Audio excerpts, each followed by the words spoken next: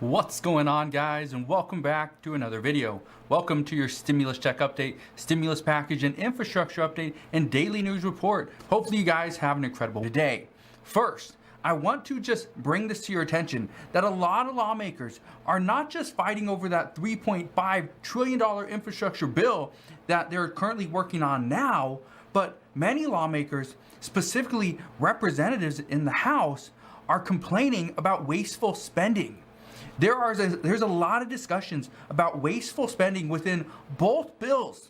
The first one, the $1.2 trillion bill, many lawmakers are saying that there's so much wasteful spending, they are worried that if they pass the $1.2 trillion bill, it's just going to mean that lawmakers are going to replicate the same mistakes. We're going to see wasteful spending in that $3.5 trillion bill, and wasteful spending there is going to be detrimental to the American people, the economy, and our children who are going to have to pay back this money. So here's what we know. Right now, this wasteful spending is causing some to question whether we have the right people making the decisions. Now, the people that are usually questioning this are mostly Republicans when Democrats have control, or Democrats when Republicans have control. Well, now we're seeing that some are questioning it no matter what. Here's what we know.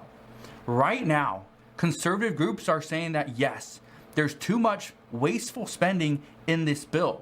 And they are worried and frustrated with Republicans who supported this $1.2 trillion infrastructure package. Many of these same groups are outright just worried that this is going to happen again in that $3.5 trillion bill. And I can tell you right now, okay, whether it does or not, it's always going to be a worry, is what in these packages was wasteful? What in these packages did we not need at this time? Some say there's so much just wasteful spending that if lawmakers would sit down and really look at what was being included and stop trying to win over certain lawmakers to try to get their votes, we could see a bill that actually does more to the American people and the economy than any bill we've ever seen or passed in the history. But again, I don't think that's ever going to happen. What we know right now is some experts are saying that spending $3.5 trillion and seeing additional wasteful spending is only going to cause the federal deficit to run wild. And if it does, we can pretty much disregard any talks of additional relief to the American people. That's not good. That is not good. One of the main reasons why. The American people need money. We need assistance. We need help. The legislation that has passed in the past 8 months, it's done very little to many Americans because rental assistance is still so slow to get out. The unemployment, that's going to expire in less than a month. We know the eviction moratorium has technically been extended until October 3rd. However, some worry that this could ultimately get pulled because judges have ruled that this is not legal. So there's a lot of issues. Some of these conservative groups are saying that the money is spread out too thin, it's spread out over too many priorities, and it ultimately will not benefit the economy. Well, for a bill that is supposed to benefit the economy, and now conservative groups are saying no, the money is just too spread out and it's not enough, then this has a lot of people worried. Both of these packages are going to have a similar approach, and this is why many oppose these bills at this time.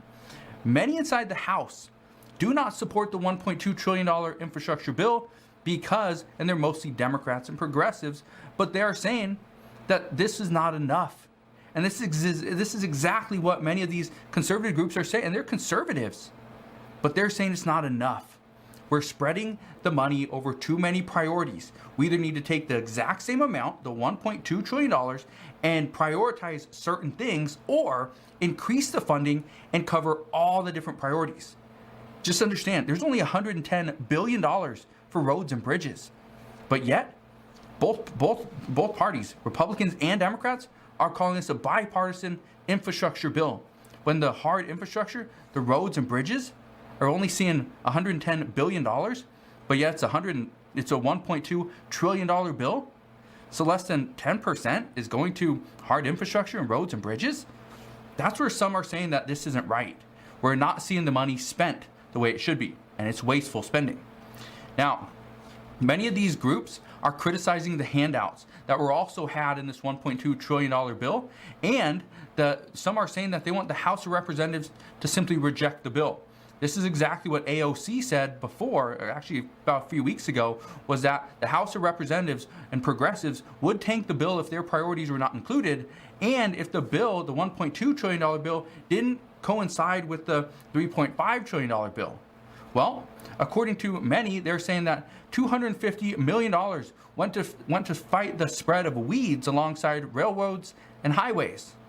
But according to one expert, he says that a crumbling road that has no weeds next to it won't look any better than one with a few weeds if it's a crumbling road, which is true. And let me know your thoughts on this down in the comment section below as well. We also saw that there's $2 million to support bees, but bees are not endangered. So someone know why we're spending $2 million. There's another $50 million for a pilot program just to evaluate what a mileage tax would do to the economy and the American people. But one expert says that instead of evaluating what a mileage tax might do and spend $50 million on it, let's just not increase the tax. Let's use the $50 million in savings and make it easier to fund the bill. Well, that seems just too simple. And then we see $1 billion going to the Appalachian Regional Commission. This is run by Senator Joe Manchin's wife. And just to give you an idea, Senator Joe Manchin was originally opposed to the $1.2 trillion bipartisan infrastructure bill until reports indicate that he received, or Joe Manchin's wife received, a $1 billion fund. Well, that makes it very hard to say no to. So, lawmakers were able to find the money when it was acceptable to them. When they knew they were going to get something out of it, they found the money. They found a way to pay for it and fully fund the bill. Well, many economists are saying that the $1,400 stimulus checks should be fully funded. The $1,400 stimulus checks were the reason for the economic recovery. If more $1,400 stimulus checks are called on to help stabilize the American people, then they should be. They should pass. More people should be calling on this because the $1,400 stimulus checks helped out a ton. And let me ask you, what were you able to do with your $1,400 stimulus check? Just reading in the comments, and I asked many of you guys after the checks came out, probably the first couple weeks, are they lasting? What are you spending the money on? And how long did they last? Well, here's what I came back with. The $1,400 stimulus checks for most people here in this community lasted less than 1 week. Some, they lasted a little while, but the majority lasted less than 1 week. What were they spent on? Well, the majority of people said the money was spent on food, the money was spent on past bills, rent or mortgages, and just taking care of their children. Remember, this was all before the child tax credit payments even started. This was back in March? But we didn't start seeing the child tax credit payments until about a month ago in July. So there's a little bit of a gap. Now, one thing I can tell you is that more economists are saying that $1,400 stimulus checks are needed. That if we want to see a full economic recovery, we have to continue to distribute stimulus to the American people. But yet, some are saying that if we continue with additional stimulus, we continue to support and print additional money, it's just going to cause a massive amount of inflation. We've already seen a massive amount of inflation. So some experts say, instead of giving all this money to certain priorities and groups and certain legislation to fund so-called stimulus or infrastructure, let's give more back to the American people and let the American people decide what they do with it. One expert says that states, they have so much money, but yet they're not looking into providing better infrastructure in their state. They're looking on the federal government to provide all this. Well, I don't know what's going to happen, but what I can tell you is the discussions will continue. Now let's get into the actual employment crisis that has taken shape, not the unemployment. This is an employment crisis. Here's what we know. According to a few reports yesterday, too many Americans are taking on second and third jobs in order to pay back debts, get their old lives back, pay rent or their mortgage, and put more money back into savings. A lot of reports are indicating that the American people spent too much on credit cards. They sold some of their assets, whether they're stocks, real estate, even automobiles. They sold them. Now these Americans are trying to get back the lives they once had. So because of this, here's the employment crisis. There are many people that have not just one job, possibly 2 jobs, or even 3 jobs. They're holding down 2 to 3 jobs. And what we are hearing is that when one person is holding 2 or 3 jobs, it's actually taking more jobs away from others who are looking for work. Now, just to give you an idea, what's happening is people are taking on one full-time job and maybe a second part-time or a third even part-time job, okay? Getting like 16 to 32 hours a week. That's fine. And that's great. As an entrepreneur, I would absolutely love somebody that does this.